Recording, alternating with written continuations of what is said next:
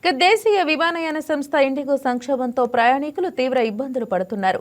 విమానాల రద్దుతో ప్రయాణికుల ప్లాన్స్ తలకిందులవగా మరోవైపు టూర్ అండ్ ట్రావెల్స్ ఏజెంట్లపై భారీ ఆర్థిక భారం పడింది. ఏపీ టూర్స్ ట్రావెల్స్ అసోసియేషన్ అధ్యక్షుడు విజయ్ మోహన్తో మా Visakha special correspondent Durga Prasad face to face. వరుస ఇండిగో విమానాల రద్దుతో దాని ప్రభావం ఇప్పుడు టూర్స్ ట్రావెల్స్ పడింది.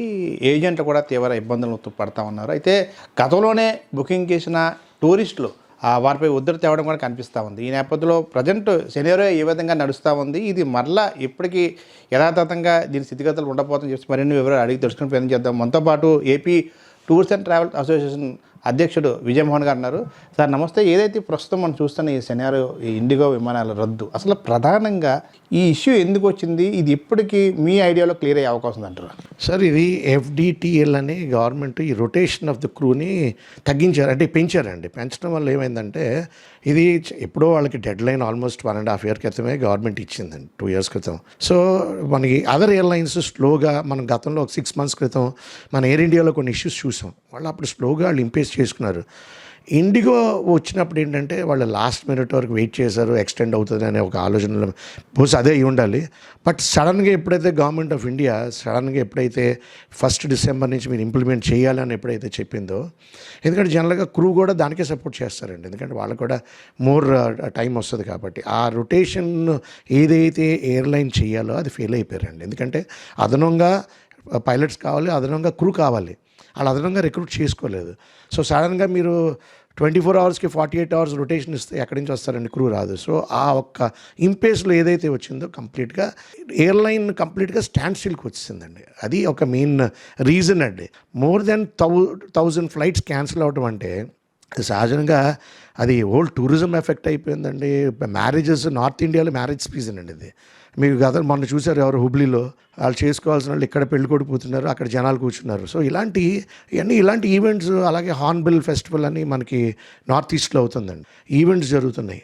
అలాగే ట్రాన్సిట్ ప్యాసింజర్స్ అండి, మొన్న దోహా నుంచి హైదరాబాద్ రావడానికి ఆయన 28,000కి వచ్చాడు, హైదరాబాద్ నుంచి వైజాగ్ రావడానికి ఆయన 25,000 కట్టించుకొచ్చాడు. అంటే నా ఉద్దేశం ఏంటంటే, నా ఫీలింగ్ ఫ్యాక్టర్ ఎప్పుడంటే, ఇప్పుడు CEOస్ని జనరల్గా ఎయిర్లైన్స్ని ఒక ఫారినర్ని తీసుకొస్తారండి. ఇప్పుడు ఇండిగో కూడా అదే పరిస్థితి.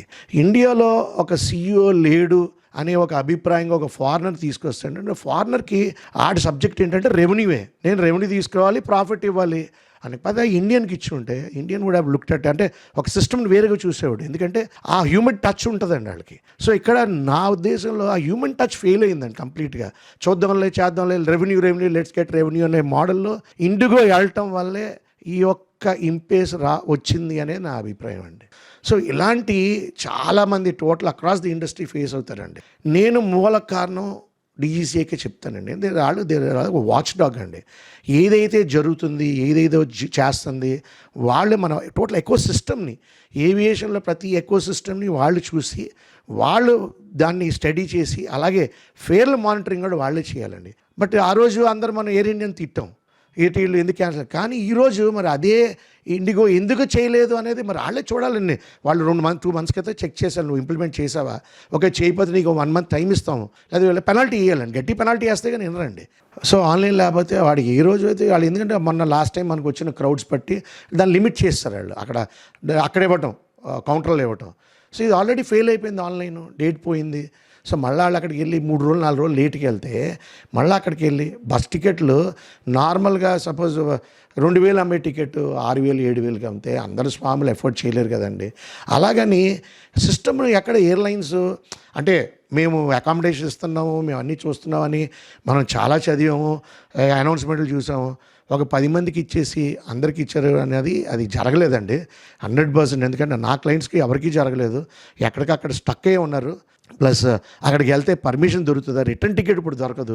ఆ రిటర్న్ టికెట్ వెళ్ళాలి, అట్లీస్ట్ ఇండియన్ రైల్వేస్ అయినా ఈ టైంలో ఇన్వాల్వ్ అయ్యి ఒక స్పెషల్ ట్రైన్లు అట్లీస్ట్ శబరిమలకి వేసి, అలాగే ఢిల్లీకను నార్త్ కూడా మ్యారేజ్ సీజన్ కాబట్టి కొన్ని అదనంగా అట్లీస్ట్ ట్రైన్స్ వేస్తానండి, ఎంతో కొంత మనకి ఈ ఇష్యూ ఏదైతే ఉందో కొంచెం ఈజీ అవుట్ అవుతుంది. మొత్తానికి ఇది ఏదైతే ఇండిగో ఎఫెక్ట్ ఇప్పుడు టూర్స్ అండ్ ట్రావెల్స్ ఏజెంట్ల మీద కూడా భారీగానే పడిందని చెప్పొచ్చు. కోవిడ్ టైంలో ఏ విధంగా నష్టాలు చూసామో అదే తరహాలో ఈ ఇండిగో విమానాల రద్దుతో తీవ్ర స్థాయిలో సంక్షోభంలో ఇబ్బందులు ఇరుక్కుపోయిన పరిస్థితి కనిపిస్తూ ఉంది. అదేవిధంగా ఆల్రెడీ ముందుగానే బుకింగ్ చేసుకున్న ట్రావెలర్స్ ఎవరైతే ఉన్నారో వారు ఒత్తిడిని తట్టుకోలేక కూడా మేము మా సొంత నగదు బుక్ చేస్తూ వారికి ప్రత్యామ్నాయ ఏర్పాట్లు చేస్తున్నాం. చాలా ఇబ్బందికరమైన పరిస్థితి. ఇప్పటికైనా దీనిపై కేంద్రం కానీ దానికి సంబంధించిన అధికారులు దృష్టి పెట్టి ఇది త్వరితగిన రీసాల్వ్ చేయాల్సిన పరిస్థితి ఉంది. ఎందుకంటే చాలామంది విమానాల రాకపోకలకు సంబంధించి కానీ విమానాల ప్రయాణంలో ఎక్కువగా ఆసక్తి చూపిస్తూ ముందుగానే ఎక్కువ మంది బుకింగ్ చేసుకుని ఉన్నారు. అనారోగ్య సమస్యలతో కావచ్చు, ఫ్యామిలీ ట్రిప్స్ కానీ ఇట్లాంటి వారు అనేక మంది ఎయిర్పోర్ట్లోనే స్టక్ అయిపోయి వారు తీవ్ర సంక్షోభంలో ఇబ్బందులు పడుతున్న పరిస్థితి. కాబట్టి దీనిపై అధికారులు కానీ పెద్దలు కానీ ఎయిర్వేస్ సంబంధించిన ప్రతినిధులు దీనిపై స్పందించి ఇది రీసాల్వ్ అయ్యే దిశగా అడుగులు వేయాలంటూ కూడా AP tours and travels association అధ్యక్షుడు విజయమోహన్ గారు మనతో పాటు చెప్పడం జరిగింది. వీడియో జర్నలిస్ట్ కిషోర్తో దుర్గాప్రసాద్, వైకే న్యూస్, విశాఖ నుండి. హాయ్ వ్యూయర్స్, ఈ వీడియో మీకు నచ్చినట్లయితే లైక్ కొట్టి షేర్ చేసి వైకే టీవీని సబ్స్క్రైబ్ చేసుకోండి.